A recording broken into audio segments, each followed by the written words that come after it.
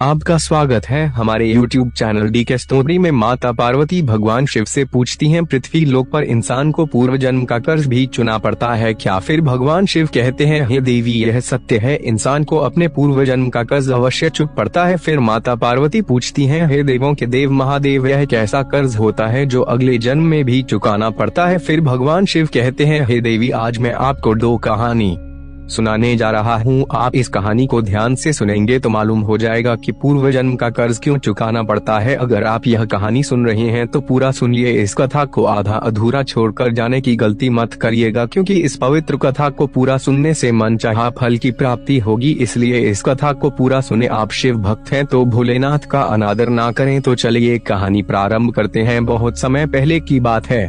रामपुर में लाला गोरखनाथ रहते थे। जब वे निर्धन थे तब उन्हें धन की अधिक लालसा नहीं थी, लेकिन जैसे ही उनके पास थोड़े पैसे आए वे दिन रात उन्हें बढ़ाने की चिंता में डूब गए। धन की तृष्णा ऐसी ईंधन है जो बढ़ते रुपयों के साथ बढ़ती जाती है। लाला गोरखनाथ सोचते थे कि काश कोई ऐसी युक्ति मिल जाए जिससे कुछ ही दिनों में वे लाखों रुपए जमा कर ले। पहले वे रुपए पैसे को हाथ का मैल समझते थे, लेकिन तब वे मूर्ख थे। अब उनकी आंखें खुल गई थी और वे साधु और महंतों की सेवा में लगे थे। उन्हें बड़ी ही श्रद्धा थी। इसके अलावा लालच की भड़कती हुई ज्वाला ने उनके अन्य सभी गुणों को भी जला दिया था, लेकिन उनका अंतरात्मा हमेशा के लिए नष्ट हो गया था। यह नहीं था कि कभी कभी उनकी पुरानी आदतें उन पर हावी नहीं होती थी। जिस प्रकार कभी कभार युवा चेहरे में बचपन की झलक दिखाई देती है, लेकिन यह अवस्था भी स्थायी नहीं रहती थी। नए स्वभाव के सामने पुराने विचार ऐसे दब जाते थे जैसे बुढ़ापा युवावस्था को परास्त कर देता है। जब भी लाला गोरखनाथ के द्वार पर कोई साधु महंत आता तो उनका मुख फूलों की तरह खिल उठता था, परंतु आदर सत्कार के समय वे श्रद्धा न रहती थी। एक बार की बात है, संध्या का समय था। लाला गोरखनाथ के द्वार पर एक साधु आकर रुका और बोला, क्यों बेटा, रात काटने के लिए साधु को स्थान मिल जाएगा। साधु का मुख संतोष की मूर्ति था और आंखें अमृत के कटोरे। लाला गोरखनाथ का हृदय भक्ति भाव से भर गया। वो झुककर बोले, सिर आंखों पर। फिर साधु ने मुस्कुराकर कहा, बेटा, आजकल के समय में तुम्हारे जैसे भक्त पुरुष कहीं कहीं विरले ही मिलते हैं। संसार से धर्म का भाव ही जैसे उठ गया है। गोरखनाथ का हृदय खिल उठा। अपनी प्रशंसा साधु के मुख से सुनकर उनको ऐसा प्रतीत हुआ मानो उन्हें स्वर्ग मिल गया हो। होठों पर शब्द आ ही गए थे, लेकिन उन्हें दबा दिया और उन्होंने कहा, महाराज, अगर हम संतों की सेवा नहीं करेंगे तो इस मानव जीवन का क्या लाभ? संत महाराज कमरे में दाखिल हुए। लाला गोरखनाथ ने उनके सत्कार में कोई कमी नहीं छोड़ी। उन्होंने बासमती चावल पकवाई, मीठे दही के तैयार किए और दाल और सब्जियों में इतना घी डाला कि वह जैसे नदी की धारा में जल बहता है। भले ही लाला गोरखनाथ इतने पौष्टिक आहार देने के पक्ष में नहीं थे, लेकिन इस संत की बातों में कुछ ऐसी शक्ति थी कि उनके वर्षों पुराने विचार चंद पलों में बदल गए। जैसे सूखी धरती पर एक दिन की बारिश से हरियाली छा जाती है। इस भक्ति भाव से संत का दिल खुश हो गया। रात भर बातें होती रही, ज्ञान और भक्ति की चर्चाएं चलती रही। अंत में गोरखनाथ ने पूछा, महाराज, आप साधु कैसे बने? साधु ने हंसकर उत्तर दिया, बेटा, बुढ़ापा आ गया है, अब क्या सारी उम्र गृहस्थी में ही फंसा रहूंगा? कुछ हरि भजन भी तो करना चाहिए। तुम्हारी कृपा से बहुत रुपया कमाया, 5 पुत्र हैं और 1 कन्या। अब रुपया पैसा सब उन्हें बांट दिया और तीर्थ यात्रा को जा रहा हूँ। गोरखनाथ ने साधु की तरफ देखा और पूछा, तो आपने अपना सब कुछ बच्चों को दे दिया या अपने पास भी कुछ रखा है? साधु ने उत्तर दिया, मेरे हाथ में जो यह लाठी देखते हो यह अंदर से खोखली है। इसमें मैंने 200 सोने की मोहर डाल रखी है। यात्रा में कभी कभी धन की आवश्यकता भी पड़ जाती है। यह कहते कहते साधु को नींद लग गई, लेकिन गोरखनाथ की आंखें जाग रही थी। वे बार बार लाठी को देख रहे थे और मन ही मन कुछ सोच रहे थे। लोभ धर्म के पीछे छुपा हुआ था और कुछ समय तक इस संघर्ष में यही हाल रहा। अंततः लोभ ने धर्म को हरा दिया। गोरख ने लाठी उठाई पर उनके हाथ पैर कांप रहे थे। उनकी अंतरात्मा ने एक बार फिर से फड़फड़ाना शुरू किया, लेकिन लोभ के दृढ़ हाथों ने उसे दबा दिया। गोरखनाथ ने लाठी खोली और उसमें से सोने के मोहरे निकाल लिए और उनकी जगह सामान्य सिक्के भर दिए। अगले दिन सुबह साधु महाकाल के लिए तैयार हो गया। गोरखनाथ का दिल धड़क रहा था। उन्हें डर था कि कहीं साधु को शक न हो जाए। इस ख्याल से उनका चेहरा पीला पड़ता जा रहा था, लेकिन साधु को इस बात की कोई खबर नहीं थी। हंसते हुए बातें कर रहा था और रात की मेहमान नवाजी के लिए बार बार धन्यवाद दे रहा था। जाते समय गोरखनाथ ने कहा, महाराज, मेरे यहाँ संतान नहीं है, कृपया भगवान शिव से प्रार्थना करें कि हमारे यहाँ संतान हो जाए। वैसे तो हम पापी हैं, हमारी प्रार्थनाओं का कोई असर नहीं होता। आप महात्मा है, भगवान भोलेनाथ आपकी बात जरूर सुनेंगे। साधु ने उत्तर दिया, सुनेंगे या नहीं यह तो वही जाने, लेकिन मैं तुम्हें आशीर्वाद देता हूँ कि भगवान शिव तुम्हें संतान दे। कहकर साधु चला गया। गोरखनाथ के सिर से मानो एक बड़ा बोझ हट गया। उन्हें ऐसा लगा जैसे साधु के जाने के साथ ही उनके दिल से एक पत्थर हट गया। वे इस चोरी के फल से नहीं बच सकते थे। गोरखनाथ का मन और मस्तिष्क अनुभव कर रहा था, परंतु वे इस चोरी के प्रकट होने से बहुत डरते थे। चोरी का प्रकट होना प्रत्यक्ष था, किंतु उसका फल भविष्य के पर्दे में था। मनुष्य वर्तमान समय के सामने भविष्य की परवाह नहीं करता। इधर साधु महाराज महाकाल पहुँचे तो उनका हृदय प्रसन्न हो गया। यहाँ साधु संतों को देखकर उसे ऐसी प्रसन्नता हुई मानो स्वयं भगवान शिव के दर्शन हो गए हो। उनका मन महादेव में लीन हो गया। एक हलवाई को बुलाकर बोले, मैं एक महामृत्युंजय जाप करना चाहता हूँ, जिसमें महाकाल के सभी साधुओं को भोजन दिया जाएगा। इसका कुल खर्च कितना होगा? हलवाई ने अनुमान लगाया और जवाब दिया कि एक जब में सब कुछ शानदार ढंग से हो जाएगा। साधु ने थोड़ी देर सोचा और कहा, क्या तुम यह सारा प्रबंधन कर पाओगे? हलवाई ने उत्तर दिया, जी हाँ, पूरी तरह से कर सकते हैं। तो सारा प्रबंध तुम ही करो, जो भी खर्च होगा मैं चुका दूंगा। इसे कहते हुए साधु ने अपनी लाठी की ओर देखा और हलवाई ने जवाब दिया, महाराज आप चिंता न करें, सब प्रबंध हो जाएगा। अगले दिन महामृत्युंजय का जाप हुआ और महाकाल में बड़ी धूम मची। लोग देखकर खुशी से झूम उठे। उन्होंने कहा कि इतने उदारता और भक्ति भावना से भरे जाप को पहले कभी नहीं देखा गया। ऐसे दानी लोगों की कोई कमी नहीं है, जिनके पास धन की कोई कमी नहीं होती है। वे मुकदमेबाजी में लाखों लुटा देते हैं, बेटे के ब्याह पर लाखों उड़ा देते हैं, परंतु धर्म की राह पर एक पैसा भी खर्च नहीं करते। यह मनुष्य सच्चा मनुष्य है, जिसने अपना धर्म समझा और धर्म के सामने पैसे का मोह नहीं देखा। अपनी प्रशंसा सुनकर साधु का दिमाग 7वें आसमान पर पहुंच गया और उसका हृदय आनंद में हिलोरे लेने लगा। साधु प्रसन्न हो रहा था, परंतु उसका भाग्य रो रहा था। शाम हुई। साधु ने अपने कमरे का दरवाजा बंद किया और लाठी को खोल कर देखा। लाठी के अंदर साधारण सिक्के देखकर उसका हृदय कांप गया। उसे ऐसा प्रतीत हुआ मानो कोई भयानक स्वप्न देख रहा हो। उसे अपनी आंखों पर यकीन नहीं हो रहा था। वे चाहता था कि यह स्वप्न जल्द से जल्द टूट जाए, पर यह कोई ऐसा स्वप्न नहीं था जिससे नींद खुल जाए। उसने बार बार अपनी आंखें मलकर ने कार्रवाई को हिसाब थोड़ी ही देर में देना था। उसने सोचा अब क्या होगा। अपमान की छवि उसकी आंखों के सामने खींच गई। साधु कांपते हुए खड़ा हो गया। अपमान का ख्याल अपमान से भी ज्यादा डरावना लग रहा था। साधु में इसे सहन करने की शक्ति नहीं थी। वे कुछ देर तक सोचता रहा, तब संत ने दरवाजा बंद कर दिया और साथ ही उम्मीदों के द्वार भी बंद हो गए। संत ने चारपाई की रस्सियों को निकाला और उन्हें छत से लटका दिया। मौत दरवाजे पर खड़ी थी। संत की अंतरात्मा ने उपदेश दिए, दिमाग ने सलाह दी, पर निराशा ने हर तरफ धरा कर दिया। संत का चेहरा मृत व्यक्ति की तरह सफेद पड़ गया। तब उसने चारपाई पर खड़े होकर अपनी गर्दन में फंदा डाला और कांपते हुए पैरों से चारपाई को ठोक कर मार दी। संत फांसी पर झुलाया गया और उसकी मौत हो गई। सुबह बहुत खुशनुमा थी, लेकिन किससे पता था कि शाम इतनी दुखद होगी। कुछ समय बाद यह घटना हर बच्चे के मुंह पर थी। संत मर गया, लेकिन उसका आशीर्वाद अभी भी जीवित था। 1 साल के भीतर ही गोरखनाथ के घर में एक पुत्र का जन्म हुआ। गोरखनाथ ऐसे प्रसन्न थे मानो सारे संसार का धन मिल गया हो। अंधेरे घर में प्रकाश हो गया था। उनके पैर धरती पर ना पड़ते थे। बालक का नामकरण संस्कार बड़ी ही धूमधाम से किया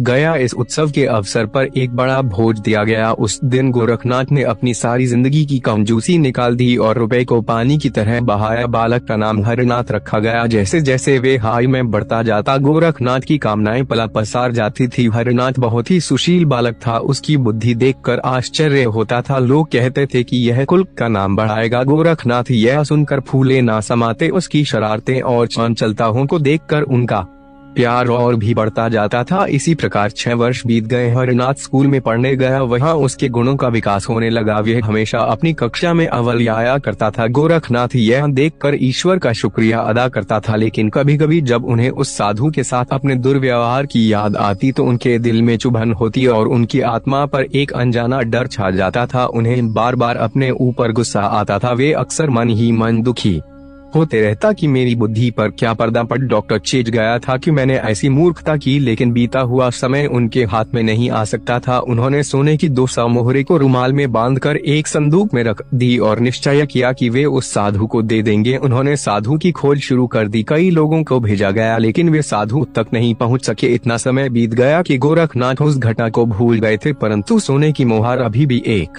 रुमाल में लिपटी संदूक में पड़ी थी। समय गुजरता गया और हरनाथ अब 20 वर्ष के हो गए थे। वसंत के दिनों में जब खेतों में सरसों खिल रही थी, गोरखनाथ अपनी पत्नी और बेटे हरनाथ के साथ महाकाल के लिए निकल पड़े। वहां पहुंचकर वे एक सराय में ठहरे। वहां गोरखनाथ को पता चला कि उनके बेटे हरनाथ की प्रकृति साधुओं जैसी थी। वह दिन रात साधुओं के डेरे में समय बिताता और जब भी किसी दीन दुखी या गरीब को देखता उसकी मदद करता। इसे देखकर गोरखनाथ बहुत परेशान होते थे, पर वे कुछ कर नहीं पाते थे। हरनाथ का मुख देखकर उनका क्रोध तत्काल ही उतर जाता था। वे बहुत सोचते थे, परंतु हरनाथ के स्वभाव का कारण उन्हें समझ में नहीं आता था। एक बार सायंकाल की बात है, हरनाथ महाकाल में ही अपने डेरे की तरफ लौट रहा था कि रास्ते में एक बूढ़ा आदमी उसे रोता हुआ मिला। हरनाथ ने आश्चर्य से पूछा, क्यों भाई, रोते क्यों हो? क्या कहूँ कहते हुए लजा आती है, फिर भी बताओ। तो मैं गंगा जी में डूबकर अपना जीवन खत्म करने जा रहा हूँ, क्योंकि मुझे व्यापार में घाटा हुआ है और मेरे सिर पर बहुत सा कर्ज है। व्यापार में नुकसान हुआ है और कर्ज भी है, पर यह तो छोटी सी बात है। उस बूढ़े व्यक्ति ने अजीबोगरीब नजरों से हरनाथ की ओर देखते हुए कहा, मुझे अपना कर्ज चुकाना है, नहीं तो मेरे पास आत्महत्या करने के अलावा कोई विकल्प नहीं बचेगा। हरनाथ कुछ देर तक चुप रहे। यह मौन उस दुर्भाग्यशाली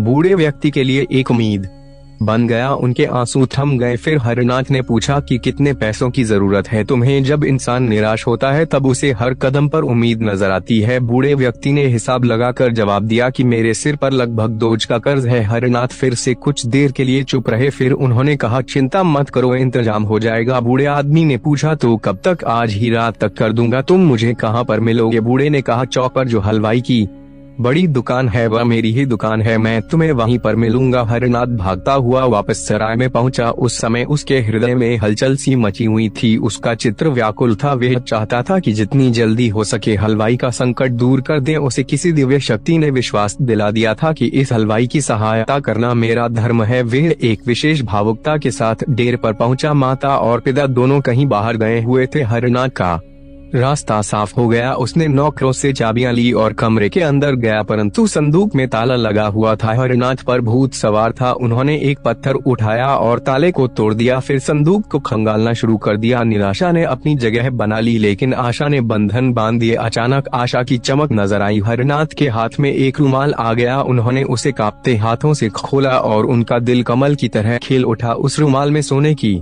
मुद्राएं थी। यह वही सोने की मुद्राएं थी जिन्हें गोरखनाथ ने कभी एक साधु से चुराया था। मुद्राओं की गिनती की तो वे पूरी 200 निकली। हरनाथ का दिल प्रसन्नता से भर गया। उन्होंने मुद्राएं अपनी जेब में डाली और रुमाल को वापस संदूक में रख दिया और ऐसे भागे जैसे कोई पुलिस वाला उनके पीछे हो। हरनाथ ने भलाई करने के लिए बुराई का सहारा लिया था। अपने काम को पूरा करने के बाद वे वापस अपने ठिकाने पर पहुँचे। रात का समय था और वह अभी बैठे ही थे कि उनके पेट में दर्द शुरू हो गया। हरनाथ एक साहसी युवक था और बड़े से बड़े कष्ट में भी कभी हिम्मत नहीं हारता था, लेकिन यह दर्द इतना विचित्र था कि उनकी चीखें निकल गई। गोरखनाथ ने भी जब देखा तो उन्हें लगा जैसे कोई आपदा आने वाली है। वे डॉक्टर के पास भागे, पर वापस आने से पहले ही हरनाथ ने प्राण त्याग दिए। जब गोरखनाथ ने यह सुना तो वे गिर पड़े और कई दिनों तक बीमार रहे, परंतु हरनाथ के साथ क्या हुआ था यह आज तक उन्हें समझ नहीं आया। एक दिन उन्होंने संदूक में हाथ डाला तो उन्हें मोहरों वाला रुमाल नहीं मिला। तभी उन्हें कई वर्षों पुरानी एक घटना याद आई, लेकिन उन मोहरों के खो जाने और हरनाथ की मृत्यु के बीच का संबंध उन्हें कभी समझ नहीं आया। फिर भगवान शिव कहते हैं, हे देवी, कहानी सुनने वालों ने शायद समझ लिया होगा कि इन दोनों घटनाओं में क्या संबंध था। वास्तव में वे साधु जिसकी मोहर गोरखनाथ ने चुराई थी, उसने गोरखनाथ के बेटे हरनाथ के रूप में पुनर्जन्म लिया था। उसी ने उन्हीं सोने की मोहरों को लाला गोरखनाथ से चुराकर उस बूढ़े हलवाई को दे दिया जो पहले साधु के लिए भंडारे का प्रबंध किया था। इस प्रकार उसने अपने पूर्व जन्म का कर्ज चुका दिया। जैसे ही उसने अपना आरण चुकाया, हरनाथ के प्राण निकल गए। साधु ने उस हलवाई को अपना पूर्वज का आरण चुका दिया और लाला गोरखनाथ के लिए उनका यही कर्म उनकी सजा थी, जिसके चलते वे अपने युवा बेटे की मौत के दुख में जीवन भर रोते रहा। फिर भगवान शिव कहते हैं, हे देवी, एक और कथा सुनने जा रहा हूँ, इसे भी ध्यान से सुने। लाला दयाल गांव के महाजन थे और कई लोगों को ब्याज पर पैसे उधार देते थे। वे मुख्य रूप से कचहरी में मुंशी के रूप में काम करते थे और अपनी बचत को 20% की दर से वार्षिक ब्याज पर उधार दे देते थे। वे ज्यादातर गरीब लोगों को ही पैसे देते थे और अमीर लोगों से बचते थे। उन्हें अपने यहाँ आने नहीं देते थे। उनका मानना था कि अमीर लोगों को पैसे देना बेकार है, क्योंकि जब उन्हें पैसे चाहिए होते हैं तो उनके पास बहुत संपत्ति होती है, लेकिन पैसे मिलते ही उनकी सारी संपत्ति अदृश्य हो जाती है। कानूनी कार्रवाई का प्रभाव भी बहुत कम होता है जब गरीब व्यक्ति सारी राशि ब्याज समेत चुका देता है। एक दिन लाला दयाल कचहरी से घर लौटते समय उन्होंने एक अजीब घटना देखी। एक व्यक्ति अपनी गाय बेच रहा था और उसे कई लोगों ने घेर रखा था। कुछ लोग उसे पैसे दे रहे थे तो कुछ उसके हाथ से गाय की रस्सी खींचने का प्रयास कर रहे थे, परंतु वे गरीब व्यक्ति हर बार खरीदारों का मुंह देखकर कुछ सोचता और फिर रस्सी को और भी दृढ़ता से पकड़ लेता। गाय बहुत ही मनोहर थी, उसकी छोटी सी थी और दूध से भरी थी। वह व्यक्ति बहुत ही दुखी मालूम होता था। वह बड़े ही करुण नेत्रों से गौ को देखता और दिल महसूस कर रह जाता। दयाल गौ को देखकर रीझ गए। पूछा, क्यों जी, यह गौ बेचते हो, क्या नाम है तुम्हारा? वह व्यक्ति दयाल को देखा तो प्रसन्न मुख होकर उनके समीप जाकर बोला, हाँ हुजूर बेचता हूँ। कहाँ से लाए हो? तुम्हारा नाम क्या है? नाम तो वेद प्रकाश है, कचौरी में रहता हूँ। यह गाय दूध देती है? हाँ हुजूर, एक बेला में 4 शेर दो लीजिए। इतनी सीधी है कि बच्चा भी दूध निकाल ले। बच्चे पैर के पास खेलते रहते हैं, पर क्या मजाल की सिर भी हिला दे। कोई तुम्हें यहाँ पर पहचानता है? सेठ साहब को शक हुआ कि कहीं चोरी का माल ना हो। नहीं हुजूर, गरीब आदमी हूँ, मेरी किसी से जान पहचान नहीं है। क्या दाम मांगते हो? वेद प्रकाश ने 0 बतलाए। सेठ साहब को 80 में वह माल झंझा। कुछ देर तक दोनों ओर से मूल भाव होता रहा। वेद प्रकाश को रुपयों की गर्ज थी और सेठ को गौ की चाह थी। सौदा पटने में कोई कठिनाई न हुई। 0 पर सौदा तय हो गया। वेद प्रकाश ने सौदा तो किया था, पर वे अभी भी मोह के बंधन में था। वह कुछ समय तक सोचता रहा, फिर धीरे धीरे दयाल के पीछे पीछे चलने लगा। इसी दौरान एक व्यक्ति ने पास आकर कहा, अबे हम रख देंगे, हमारे साथ चलो। वेद प्रकाश ने जवाब दिया, क्या जबरदस्ती है? दूसरा व्यक्ति बोला, हमसे रूप ले लो, अब तो खुश हो जाओ। और उसने गाय को पकड़ने की कोशिश की, पर वेद प्रकाश ने मना कर दिया। अंत में वे सभी निराश होकर चले गए। जब वेद प्रकाश थोड़ा आगे बढ़ा तो दयाल से कहा, हुजूर आप अच्छे इंसान लगते हैं, आप इसे पालेंगे और इसकी सेवा करेंगे। यह सब तो कसाई थे, मैं इन्हें 0 में भी मेरी गाय नहीं बेचता। आप समय पर आ गए, नहीं तो यह सब जबरदस्ती से गाय को ले जाते। मैं बड़ी मुसीबत में हूँ साहब, तब जाकर यह गाय बेचने आया हूँ, नहीं तो इस घर की लक्ष्मी को कभी ना बेचता। मैंने इसे अपने हाथों से पाला है। संगीत कसाईवाड़ा और गाढ़ा नहीं होता। हुजूर आपसे एक और प्रार्थना है, अपने चरवाहे को डांट दीजिएगा कि इसे मारे पीटे नहीं। दयाल ने चकित होकर वेद प्रकाश की ओर देखा और सोचने लगे हैं, भोलेनाथ, इस श्रेणी के मनुष्य भी इतना सज्जन और इतनी दया भाव वाला होता है? यहाँ तो बड़े बड़े महात्मा कसाई के हाथ में अपनी गाय बेच देते हैं, पर एक पैसे का भी घाटा नहीं उठाना चाहते। और एक यह गरीब है जो का घाटा उठाकर भी इस गांव को मेरे हाथ में बेच रहा है। इस बात की चिंता थी कि कहीं वे किसी कसाई के हाथ में ना पड़ जाए। गरीब लोगों में भी समझदारी हो सकती है। उन्होंने घर जाकर वेद प्रकाश को पैसे दिए। वेद प्रकाश ने रुपए को गांठ में बांधा, अपनी गाय को प्रेम से देखा और दयाल को प्रणाम करके चला गया। वेद प्रकाश एक गरीब किसान था और गरीबों के कई दुश्मन होते हैं। उसके गांव के जमींदार ने लगान बढ़ा दिया था। जब वेद प्रकाश लगान नहीं भर पाया और उसे रुपयों की जरूरत पड़ी तो उसने अपनी गाय को बेचने का निर्णय लिया। उसके पास बैलों के अलावा कोई और संपत्ति नहीं थी। वह इस गाय को अपनी जान से भी ज्यादा प्यार करता था, पर रुपयों की जरूरत ने उसे मजबूर कर दिया। उसे मजबूरी में गाय बेचनी पड़ी। कचौरी में कई घर थे और अब कई सालों बाद महाकाल जाने का रास्ता खुला था। गांव के कितने ही स्त्री पुरुष महाकाल दर्शन करने चल पड़े। वेद प्रकाश की बूढ़ी माता भी महाकाल के लिए तैयार हुई। वेद प्रकाश से बोली, बेटा इतना करो, बस मेरे दिल में यही एक अरमान बाकी है कि महाकाल में बाबा भोलेनाथ का दर्शन करूं और उसके बाद दुनिया से जाऊं।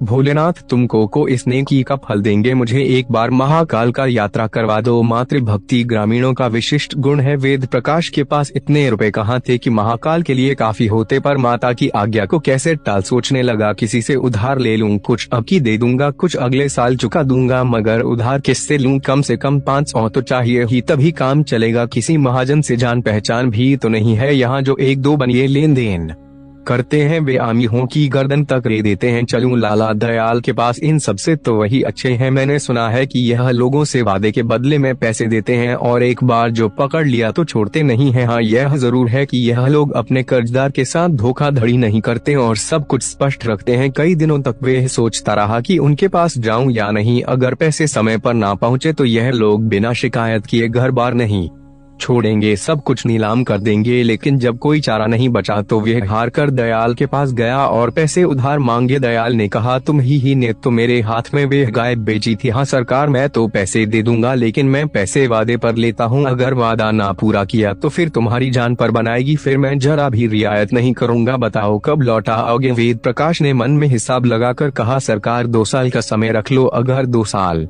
में नहीं लौट आया तो ब्याज 20/100 हो जाएगा, जो चाहे करो। वेद प्रकाश को 500 में से 450 मिले। कुछ खर्चा कट गया, कुछ नजराना चला गया, कुछ ब्याज में गया। घर आकर उसने थोड़ा गुड़ बेचा और अपनी पत्नी को समझाकर माता के साथ महाकाल को चल दिया। साल गुजर जाने पर लाला दयाल ने तकाजा किया। एक आदमी वेद प्रकाश के घर भेजकर उसे बुलाया और कठोर स्वर में बोले, क्या अभी 2 साल पूरे नहीं हुए? लाओ, रुपए कहाँ है? वेद प्रकाश ने बड़े ही दीन भाव से कहा, हुजूर बड़ी गर्दिश में हूँ। माता जी जब से महादेव जी का दर्शन करके आई है तभी से बीमार पड़ी हुई है। रात दिन उन्हीं की दवा दारू में दौड़ता रहता हूँ जब तक जीती है। हुजूर कुछ सेवा कर लूँ? पेट का डंडा तो जिंदगी भर लगा रहेगा। अब की कुछ फसल नहीं हुई हुजूर, सारा पानी बिना सूख गया, धोने की मोहलत ना मिली। महादेव ही जानते हैं किस मुसीबत से दिन काट रहा हूँ। हुजूर के रुपए कोड़ी कोड़ी अदा करूँगा, साल भर की मोहलत और दे दीजिए। अम्मा अच्छी हुई और मेरे सिर से बला टली। दयाल ने कहा, सैकड़ा ब्याज हो जाएगा। वेद प्रकाश ने जवाब दिया, जैसा हुजूर की मर्जी। वेद प्रकाश यह वादा करके घर आया तो देखा माँ का अंतिम समय आ पहुँचा है। माँ ने अपने बेटे को प्यार भरी नजरों से देखा, उसे आशीर्वाद दिया और इस दुनिया से चली गई। वेद प्रकाश जो पहले ही गर्दन तक कर्ज में डूबा हुआ था, अब उसके सिर तक पहुँच गया था। उसने पड़ोसियों से कुछ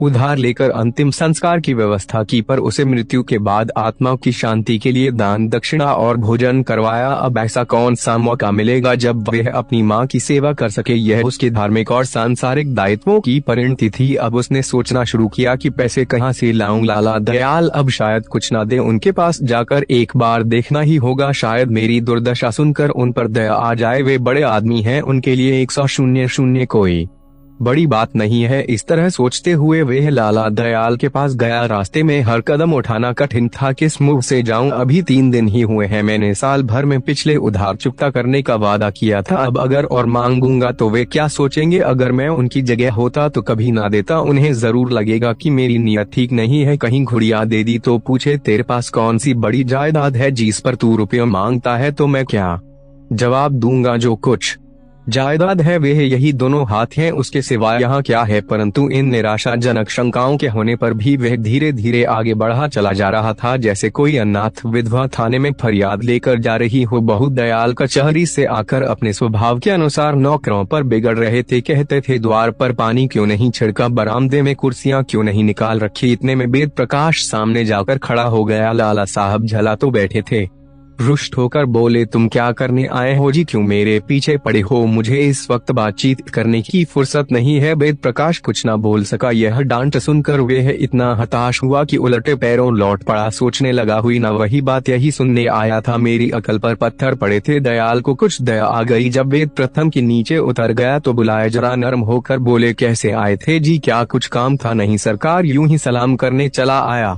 कहावत नहीं सुनी तुमने, किसान बिना मतलब के किसी को सलाम नहीं करता? क्या मतलब है बताओ? वेद प्रकाश फूट फूट कर रोने लगा। दयाल ने अनुमान लगा लिया उसकी माँ का निधन हो गया है। उसने पूछा, क्यों? वेद प्रकाश, क्या तुम्हारी माँ स्वर्गवास हो गई है? हाँ, आज 3रा दिन है। रोने से क्या लाभ है? रे रखो, भोलेनाथ की यही इच्छा थी। ऐसी मृत्यु पर शौक नहीं करना चाहिए। आपके हाथों से उन्हें आग मिल गई, अब और क्या चाहिए? मैं कुछ कहने आया हूँ लेकिन हिम्मत नहीं हो रही। पहले से ही बहुत कुछ बाकी है, अब और किस मुंह से मांगूं? पर भगवान शिव जानते हैं कि कहीं से एक पैसा भी नहीं आ रहा। मुझे ऐसा काम करना पड़ा है कि अगर नहीं करूं तो जीवन भर पछताऊंगा। मैं आपसे कुछ कह नहीं सकता, आगे आप मालिक हैं, यह समझकर दे दीजिए कि कुएं में डाल रहा हूं। अगर जीवित रहा तो हर कौड़ी सूद समेत चुका दूंगा, पर इस वक्त मना मत कीजिए। सेठ साहब ने कहा, 0 तो हो ही गए हैं, 2 और मांगते हो? 2 साल में कुल 1000 हो जाएंगे, इसकी खबर है? भोलेनाथ चाहे तो 2 बीघा गन्ना उग जाए तो 0 आ सकते हैं। भोलेनाथ ने चाहा तो मैं आपकी समय सीमा के अंदर सारी कौड़ी चुका दूंगा। दयाल ने फिर से 200 रूप दे दिए। जो लोग उनके व्यवहार से परिचित थे उन्हें उनकी इस रियायत पर बड़ा ही आश्चर्य हुआ। खेती की हालत अनाथ बालक जैसी होती है। जल और वायु अनुकूल रहे तो अनाज के ढेर लग जाते हैं, इनकी कृपा न हुई तो लहलहा हुए खेत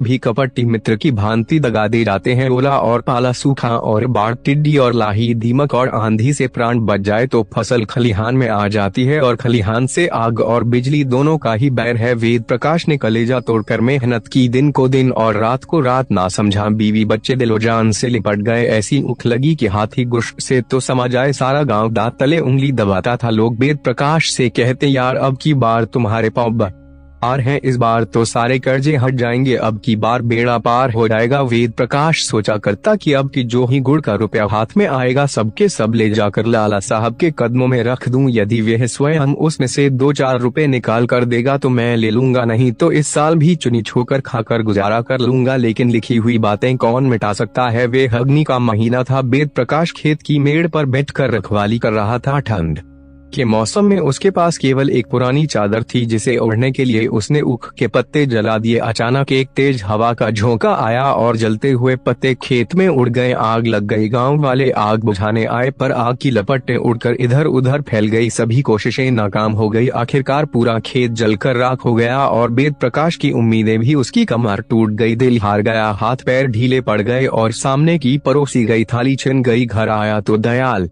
के कर्ज की चिंता सर पर सवार हो गई। अपनी कोई फिक्र नहीं थी, बाल बच्चों की भी नहीं। भूखे मरना और नंगे रहना तो किसान की नियति है, चिंता सिर्फ कर्ज की थी। यह दूसरा साल बीत रहा है और 2-4 दिन में लाला दयाल के आदमी आने वाले हैं। मैं उन्हें किस मुंह से मिलूं, उनके पास जाकर विनती करूं कि 1 साल का समय और दे दें। पर 1 साल में तो 1200 हो जाएंगे। 1 साल में कौन सा पहाड़ टूट पड़ेगा। वह कितने अच्छे इंसान हैं, उठाकर दे दिए। अब इजरत तो खुदा के हाथ में है। मैंने तो अपना प्रयास करके देख लिया है। सुबह का समय था। वेद प्रकाश अपने खेत की मेड़ पर खड़ा अपनी बर्बादी का मंजर देख रहा था। देखा दयाल का चपरासी लट लिए हुए आ रहा था। वेद प्रकाश के प्राण सूख गए। भोलेनाथ, अब तो तू ही इस मुसीबत को आसान कर सकते हो, कहीं यहाँ आते ही गालियाँ न देने लगे हैं। भोलेनाथ, कहीं छिप जाओ। चपरासी ने पास आकर कहा, कल की मियाद खत्म हो गई है, तुम्हें पता है सरकार से 1 दिन की भी देरी हो गई और उन्होंने शिकायत कर दी, अब भारी जुर्माना लगेगा। वेद प्रकाश कांप उठा, बोला, यहाँ का हाल तो देख ही रहे हो ना। चपरासी ने कहा, हाल सुनने का यहाँ कोई काम नहीं है, यहाँ बहाने किसी और को 20000 रत निकालो और मेरे साथ चलो। वेद प्रकाश ने कहा, सारी उग जल गई है। बाबा भोलेनाथ जानते हैं मैंने अब तक कोई बेईमानी नहीं की, मैं यह कुछ नहीं जानता। तुम्हारी फसल का ठेका मैंने नहीं लिया, चलो सरकार बुला रहे